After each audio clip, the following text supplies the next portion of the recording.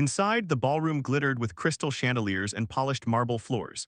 Musicians played elegant waltzes while servants moved gracefully among the guests carrying silver trays of wine and delicacies.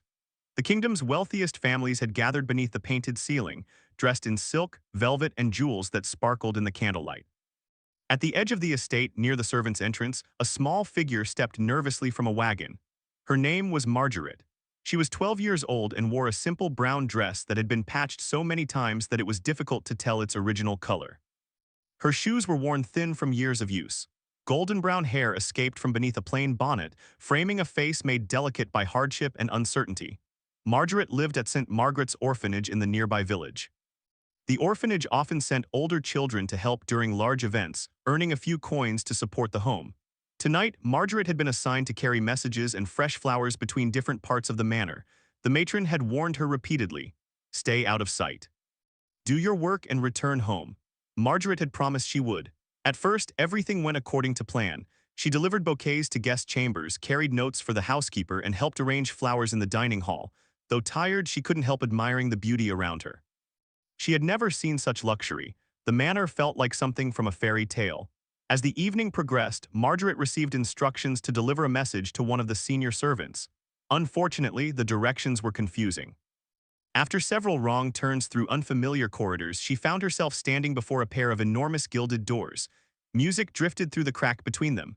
Curious, Margaret gently pushed one door open. Her breath caught. The grand ballroom stretched before her like a dream. Hundreds of candles illuminated the hall. Ladies in magnificent gowns glided across the floor beside gentlemen in elegant uniforms. Crystal sparkled overhead like stars. For a moment, Margaret forgot herself. She stepped inside. Unfortunately, others noticed immediately. A few guests turned their heads, then more. Within seconds, whispers began spreading across the room.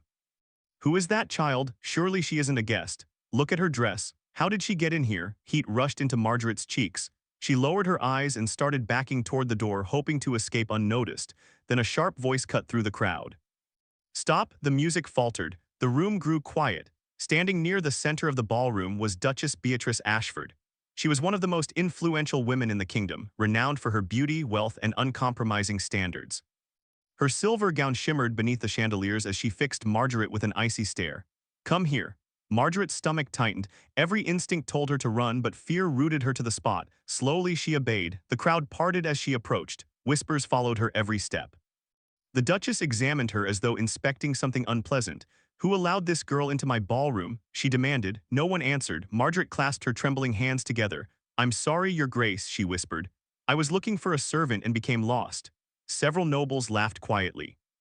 The Duchess's expression hardened. "Lost or not, you have interrupted an important gathering." "I'm sorry." "Sorry does not excuse poor manners." Margaret's throat tightened. The Duchess lifted her chin. "If you stand before your betters, you will show proper respect." The room became utterly silent. Even the musicians lowered their instruments. Beatrice's gaze never left the frightened child.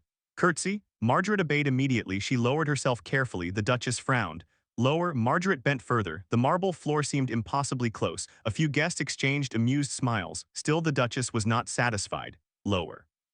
The words struck like a whip. Margaret swallowed hard. Slowly she sank deeper until her hands nearly touched the polished floor. Humiliation burned through her chest. She could hear the whispers, the laughter, the judgment. For a moment she wished she could disappear entirely. Then another voice spoke. "No." It was calm, firm, powerful. The room froze. Footsteps echoed across the ballroom. Through the crowd walked Duke Alexander Ashford. Tall and commanding, he carried himself with quiet authority. Though nearing 50, his dark hair showed only traces of silver. His reputation for fairness and wisdom had earned him admiration throughout the kingdom. He stopped beside Margaret. Without hesitation, he reached down and gently took her hands. The child looked up in confusion. The Duke carefully lifted her to her feet. "No child should bow that low for anyone," he said. A shocked silence swept across the ballroom. The Duchess stared at her husband. "Alexander," he raised a hand. "Enough." The authority in his voice ended further protest. Margaret blinked rapidly, struggling to understand what was happening. No noble had ever defended her before. The Duke studied her face. Something about her seemed strangely familiar. Then his eyes drifted to the small silver chain around her neck. A worn locket rested against her dress. Alexander suddenly became still, his gaze fixed on the pendant. Years of memories surged through him. Slowly, he reached toward it. "May I see that?" Margaret hesitated before nodding. The Duke opened the locket carefully. Inside was an engraved crest, the Ashford crest, his breath caught. Impossible. He remembered giving an identical locket to his younger sister long ago. Before she vanished, before tragedy tore their family apart, the ballroom watched in stunned silence. Alexander looked at Margaret. "Where did you get this?" The girl touched the locket protectively. "It belonged to my mother." The Duke's face paled. "What was your mother's name?" Margaret answered without hesitation. "Eleanor." The name struck him like thunder. Around them, whispers erupted across the ballroom. Alexander stared at the child, at her eyes, at her features, at the unmistakable resemblance to the sister he had lost years ago. For a long moment he could not speak. Then realization settled over him. The frightened orphan standing before the nobility was not a stranger. She was family. And the entire ballroom watched in astonishment as the Duke took a slow step forward, unable to look away from the girl who might be the answer to a mystery that had haunted him for 12 long years. The revelation stunned everyone in the ballroom. Long after the music stopped and the guests departed, whispers continued throughout Ashford Manor. Servants exchanged rumors in the corridors. Noble families discussed the mysterious orphan during their carriage rides home. By midnight, half the county was already speculating about the identity of the girl who had appeared wearing the Ashford family crest. Yet none were more troubled than Duke Alexander himself. Sleep refused to come. Instead, he sat alone in his study, staring into the fireplace while memories of his younger sister flooded his mind. Eleanor Ashford had been bright-spirited and kind-hearted. Unlike many nobles, she treated servants and villagers with warmth and respect. Years ago, she had vanished after a bitter dispute with the family. Officially, everyone believed she had chosen to leave, but Alexander had never accepted that explanation. Now, after 12 years, a frightened orphan girl had appeared carrying Eleanor's locket and claiming Eleanor was her mother. The following morning, Alexander requested that Margaret join him for breakfast. The girl entered the dining room nervously. Despite being given a clean dress and proper shoes, she still looked uncertain. She had spent most of her life in orphanages and workhouses. Sitting at a duke's table felt completely unreal. Alexander smiled gently. "You needn't be afraid." Margaret nodded but remained cautious. A servant poured tea before quietly leaving the room. For several moments neither spoke. Then Alexander asked softly, "Tell me about your mother." Margaret's expression changed immediately. Love and sadness filled her eyes. "She was kind," she said. "Even when we had very little, she always shared with others." Alexander listened carefully. "Did she ever speak about her family?" "Not much." "Why?" Margaret lowered her gaze. "She seemed sad whenever I asked." The Duke leaned forward. "What did she tell you?" Margaret thought carefully. "Only that she once lived somewhere beautiful." Alexander's heart tightened. "What else?" "She said her family believed status was more important than love." The word struck painfully close to home. For a long moment, silence filled the room. Then Margaret reached into her pocket. There was something else. She carefully unfolded an old piece of paper. The edges were worn and faded. "My mother gave me this before she died." Alexander accepted it carefully. The handwriting was unmistakable. Eleanor's, his hands trembled. The note was brief. "If anything happens to me, never sell the locket. One day it may lead you home." Alexander closed his eyes. There could be no doubt. The handwriting belonged to his sister. Margaret truly was Eleanor's daughter, yet many questions remained unanswered. Most importantly, why had Eleanor never returned? Over the following days, Alexander began investigating the past. Old records were retrieved from storage. Letters were examined. Former servants were interviewed. Slowly, pieces of a forgotten story emerged. Years earlier, Eleanor had fallen deeply in love with a young stableman named Thomas Reed. He was hardworking, honest, and respected by everyone who knew him. Unfortunately, he possessed one flaw in the eyes of society. He was common-born. The relationship had shocked Ashford Manor. Many family members objected immediately, most of all Duchess Beatrice. Alexander discovered letters revealing fierce arguments that had occurred before Eleanor disappeared. Again and again, Beatrice warned Eleanor against the relationship. Again and again, Eleanor refused to listen. Then came the most shocking discovery. A hidden bundle of correspondence revealed Eleanor had become pregnant before leaving the estate. Alexander stared at the documents in disbelief. Everything suddenly made sense. Margaret was not merely Eleanor's daughter, she was Eleanor's child with Thomas Reed. The truth explained why Eleanor vanished so suddenly. She had been protecting her unborn child.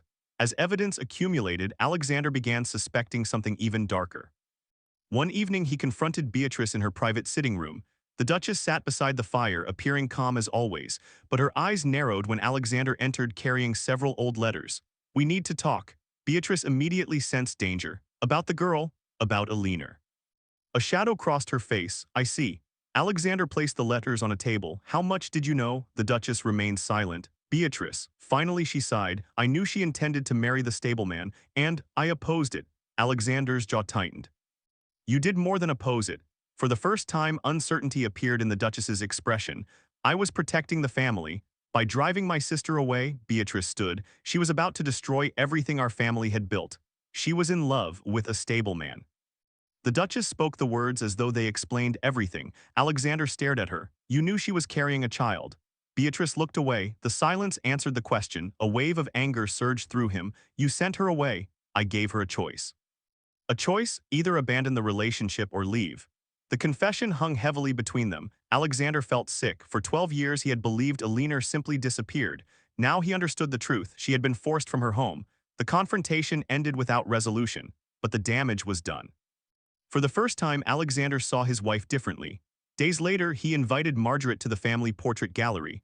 Hundreds of paintings lined the walls. Generations of Ashfords stared down from gilded frames. Margaret walked quietly beside him. Then Alexander stopped before a portrait. A young woman smiled from the canvas. She had warm eyes, golden brown hair, and features remarkably similar to Margaret's. The girl froze. That's your mother. Tears filled Margaret's eyes. For several moments she simply stared. I look like her. You do? Margaret swallowed hard. Was she happy here? Alexander hesitated. At one time, yes. The child stepped closer to the painting. For years she had possessed only scattered memories. Now she could finally see her mother's face, not as a fading memory, but as a real person, a member of a family. Her family. A week later, the final proof arrived. An elderly woman named Mrs. Whitmore returned to the estate after years of retirement. She had served as Alina's personal housekeeper. Upon hearing rumors about Margaret, she insisted on meeting the girl. The moment she saw her, tears streamed down her cheeks. My goodness. She touched Margaret's face gently. She has Alina's eyes. Mrs. Whitmore then presented a small wooden box she had safeguarded for more than a decade. Inside were letters, birth documents, and a signed statement from Alina herself identifying Margaret as her daughter. The evidence was undeniable. That evening, Alexander gathered relatives, advisors, and prominent nobles inside the manor. Margaret stood beside him, nervous but determined. The room buzzed with anticipation. At last, Alexander stepped forward. After careful investigation, I can confirm that Margaret Reed is the daughter of my late sister, Alina Ashford. Gasps echoed throughout the chamber. Alexander continued. She is a rightful member of House Ashford. Several nobles nodded, others looked shocked. Across the room, Duchess Beatrice remained motionless. Then Alexander delivered the announcement that changed everything. Furthermore, I intend to formally recognize Margaret as my heir. The room erupted into astonished murmurs. Beatrice's face turned pale. Margaret herself looked speechless, but Alexander stood firm. For years his family had failed Alina. Now he intended to make things right, no matter who opposed him. And as the gathering dissolved into chaos, Margaret realized her life was about to change forever. The Duke's announcement spread across the kingdom faster than anyone expected. Within days, newspapers carried the story of the orphan girl who had been revealed as the lost granddaughter of House Ashford.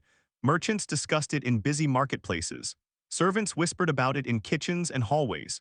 Noble families debated it during lavish dinners. Opinions were sharply divided. Some praised Duke Alexander for correcting an old injustice. Others were outraged. To them, Margaret would always be the orphan who had arrived at the harvest gala in a patched dress and worn shoes. No amount of bloodline could erase that. Margaret soon discovered that becoming an Ashford did not magically earn everyone's respect. At first, life inside the manor felt overwhelming. Tutors arrived daily. She studied history, literature, mathematics, etiquette, and estate management. She learned how to dance, how to greet nobles properly, and how to navigate the complicated world of aristocratic society. Mistakes were unavoidable. She occasionally used the wrong fork at dinner. She stumbled during dance lessons. She mispronounced the names of important families. Each mistake became another reason for critics to question her place among the nobility. Yet Margaret refused to give up. She remembered the cold dormitories of the orphanage. She remembered the hunger. She remembered the humiliation of kneeling on the ballroom floor while strangers laughed. Compared to those hardships, difficult lessons seemed small. More importantly, Alexander never stopped encouraging her.